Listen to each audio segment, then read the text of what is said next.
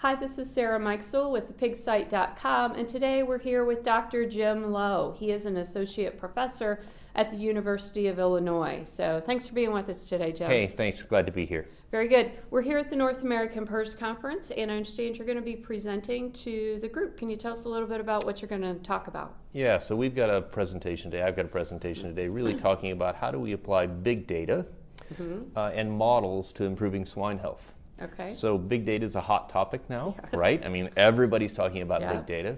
So we're going to talk about how are we using big data today as an industry. And maybe we don't always think of it that way, but we do that all the time. We use sequences to look at PRRS, and we use geomapping to look at PRRS, and that's all big data.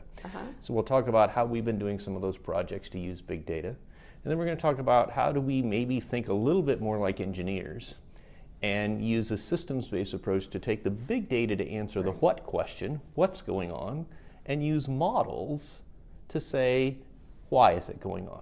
Okay. And so how do we fix it? And so we've just got some examples, and we're trying to provide some just practical, on-the-ground examples of how we can use existing technology to drive swine health today. Very good.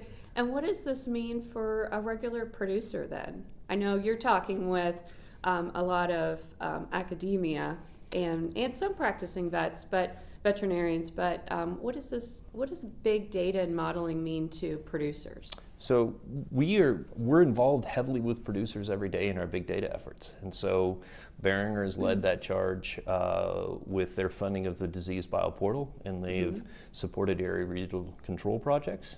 And those are perfect examples of where we apply big data to small problems or local problems.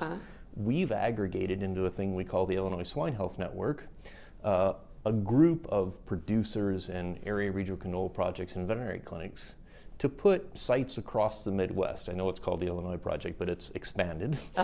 Producers are big today. Yeah. And so we've networked a large group of producers together to share their data to give context beyond local. And so it's a bump and grind, get it done every day, big data application that allows them to understand what's happening at a level they couldn't do if they were just working in their own system. It sounds like it's kind of a benchmarking system then. Can they compare against others? Or? Well, we actually provide them and say, hey, here's your PRRS viruses. Okay. And here's everybody else's, and what's happening and how are the viruses moving around. Where are specific viruses at a given time. And an area control project does that locally. We're trying to do it across 5 or 6 states now.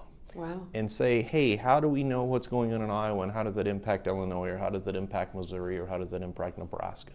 And that network is impacting producers, and we don't tend to think of it as big data, right? I mean, we don't have a GPS thing, we don't have a little map out there like we're raising corn every day. Right. But it is big data, and so I just want to remind everybody that we use these tools every day, and let's continue to think about how do we leverage these technologies to make our jobs better. Very good. Well, thank you so much for being with us today. Thank you. This is Sarah Mikesell with ThePigSite.com.